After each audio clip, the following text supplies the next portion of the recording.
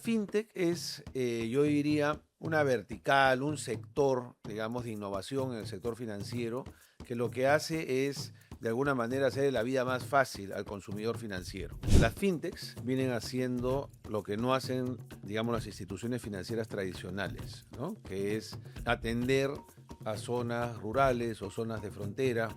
Como consecuencia de la pandemia, ¿no?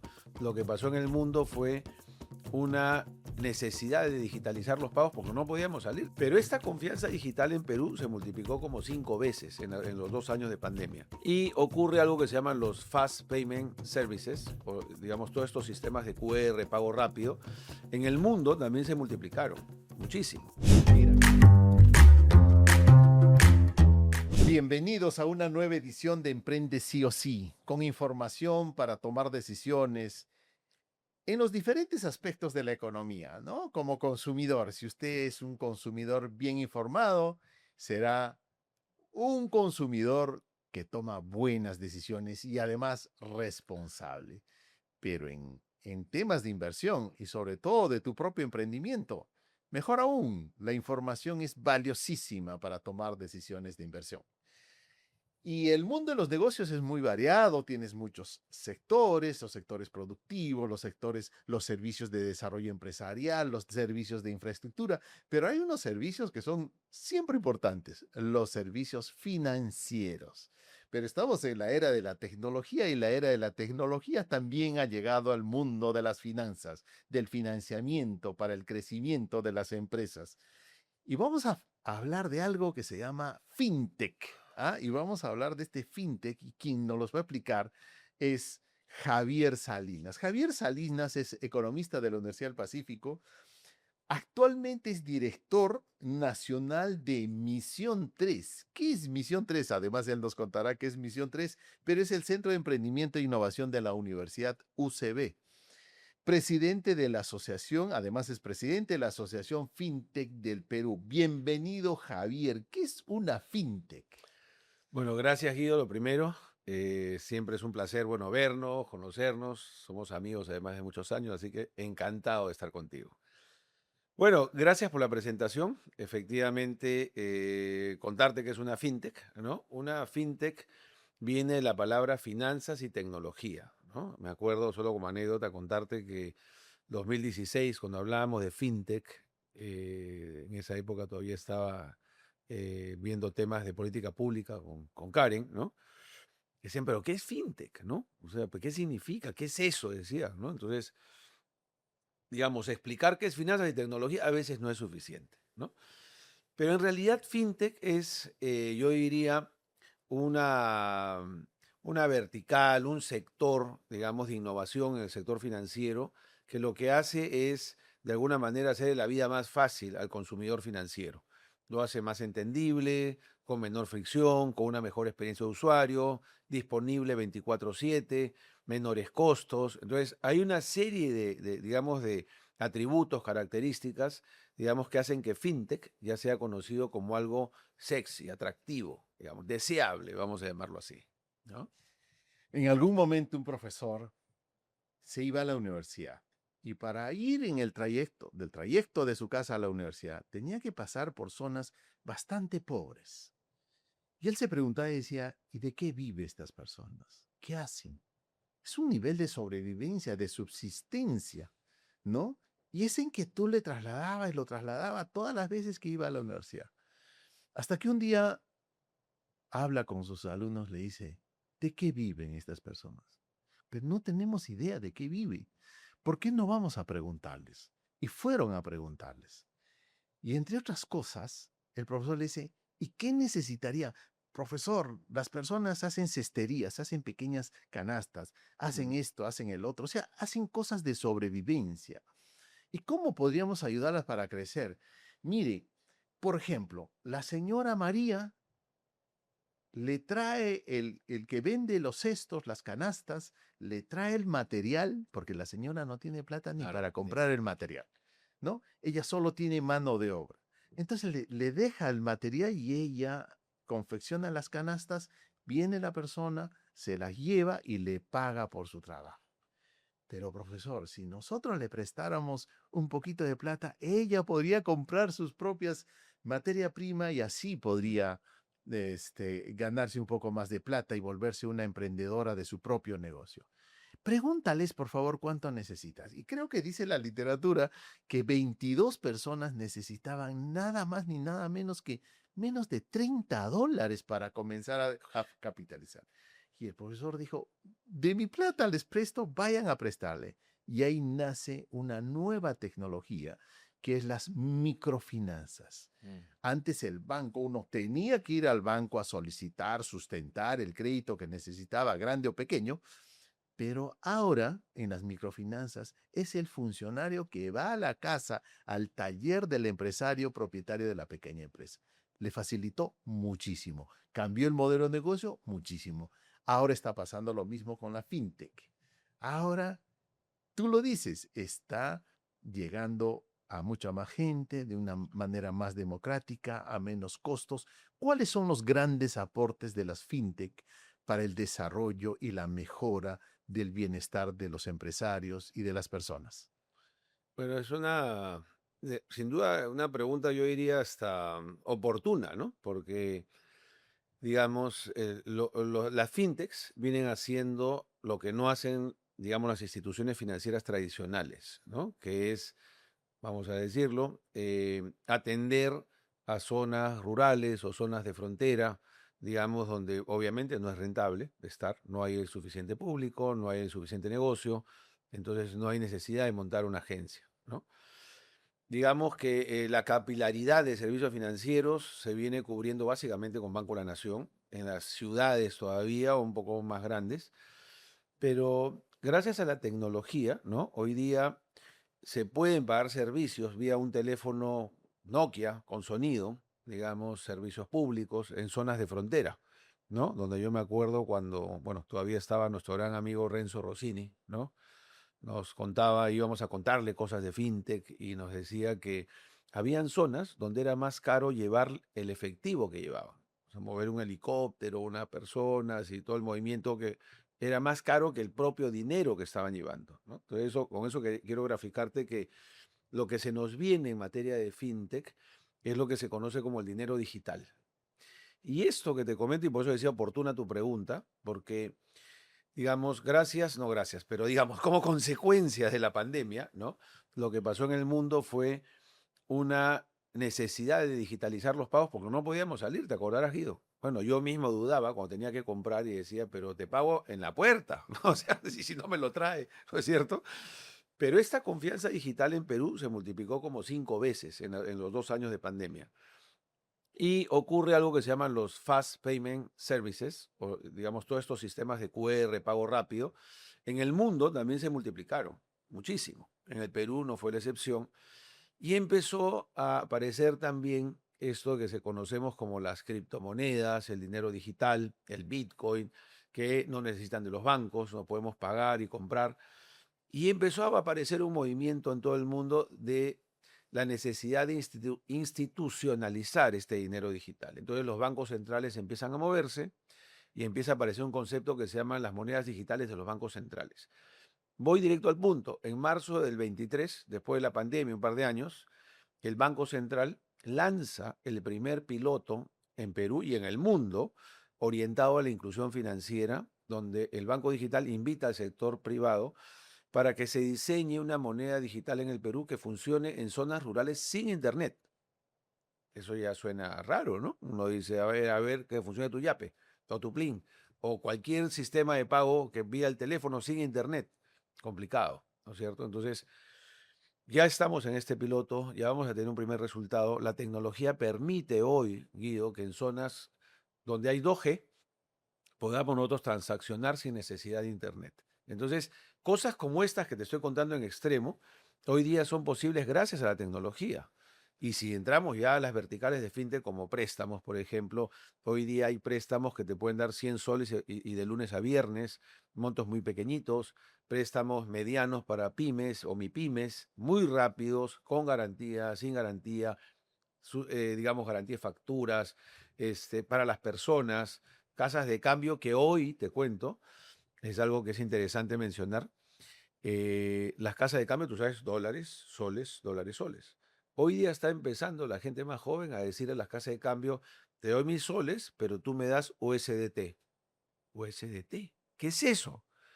Dólares tokenizados en Tether o en Circle, que ya permiten de alguna manera que el dólar ya no esté en tus cuentas bancarias, esté en una billetera donde tienen el dinero digital, ¿no? Entonces, eso ya empieza a pasar en el Perú.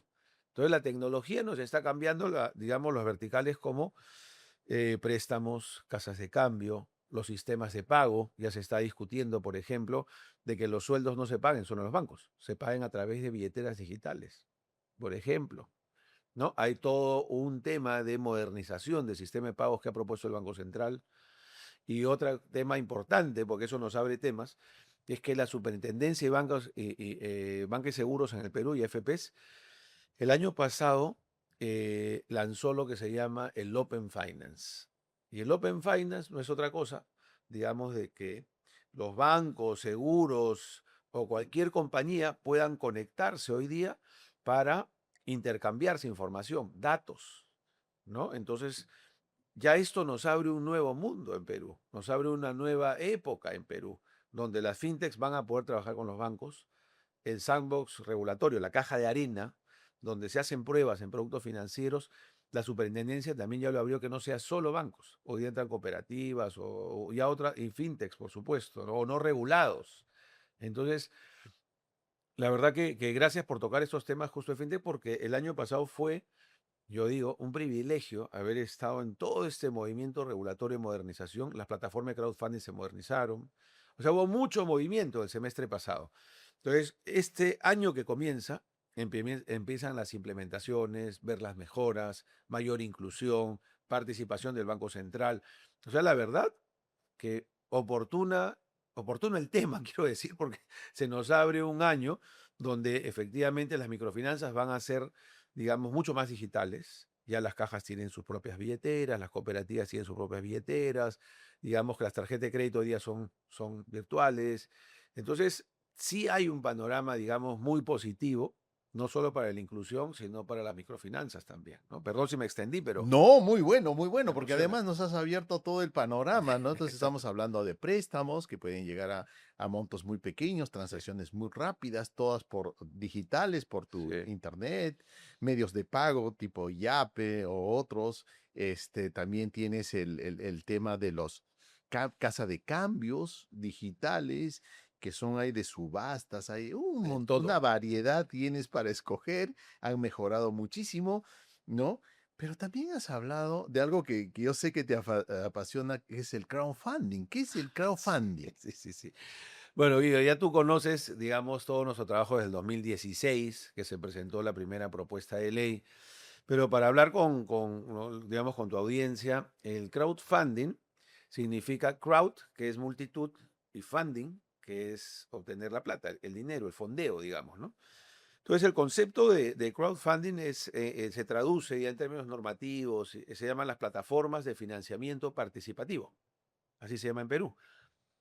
Y el 2020 se aprobó ya en el decreto 13-2020, se aprobó en las plataformas de crowdfunding, en un decreto de urgencia. Y luego, digamos, algo interesante, inteligente que sacó el Congreso fue de que la ley, digamos, permite que el reglamento de ley sea de alguna manera administrado por el regulador, en este caso la Superintendencia de Mercado de Valores. Y eso ha sido muy bueno porque, digamos, desde la fecha que estamos hablando hasta hoy, no se había difundido mucho el tema. El crowdfunding es, si un pequeño empresario necesita plata, ¿no es cierto? Y dice, listo, necesito capital de trabajo 5.000 soles. Lo cuelga a una plataforma a su necesidad y las personas ven y dicen, oye, yo puedo poner tickets ahí de 100, de 200 soles y lo tengo en el banco, me pagan nada y acá me pagan 10 al año. Entonces diversifico, pongo un poquito de mi platita en proyectos de crowdfunding. Entonces, de esa manera, digamos, ganan los dos lados. El empresario, por financiarse más barato, con dinero directo de las personas que ahorran y que ganan menos. Ahí hay, digamos, una ganancia. Y por otro lado, el que ahorra, que dice, oye, me pagan 3, 4, una caja un poco más, y en este proyecto, que lo ve una empresa sólida y recogió información, está garantizado con facturas o lo que fuera, me pagan más. Entonces, en ese match, digamos, de necesidad con recursos, ocurre el crowdfunding. Muchas personas hacen posible el financiamiento. Entonces, en Perú existe ya regulado el financiamiento participativo financiero, que permite que las empresas obtengan préstamos. De hecho, ya hay plataformas.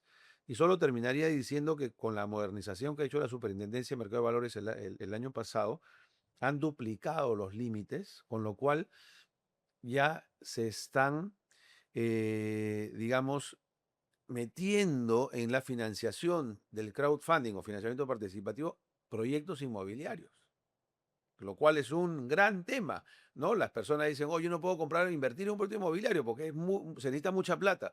Pues ya no. Hoy día podemos poner 1.000 soles, 2.000 soles y somos parte de un proyecto que una vez que se vende, porque está garantizado por el inmueble, me devuelve la plata más la ganancia. ¿No es cierto? Entonces, Qué ha habido maravilla, muchos cambios, Guido, qué muchos cambios, sí. maravilla, porque, claro, cuando uno quiere emprender, empieza por sus ahorros, Sí. después piensa tocando la puerta de la familia, y después de los amigos. ¿Y qué pasa si se acaban los amigos? Podrías comenzar a pensar en otras personas que estarían interesados en apoyarte en tu emprendimiento. Bueno, ese sistema de que muchas personas apoyen tu emprendimiento económicamente se llama el crowdfunding. Claro. Pero ¿qué pasa? Miren, y qué interesante, porque además ya empezaste con tus ahorros, empezaste con los ahorros de tu familia, empezaste que mucha gente crea en tu proyecto, tenga fe en tu proyecto, y entonces tú puedes agarrar e irte donde un inversionista, un banco y decirle, mira, yo mis ahorros, mi familia sus ahorros, cree en mí. Además, estas personas creen en mí. Ujú. Y el otro va a decir, si tantos creen en ti, yo también puedo creer en ti. Puede ayudarnos Sí. a llegarnos a instituciones financieras mucho más grandes. Este es el mundo de las finanzas, es un mundo fascinante.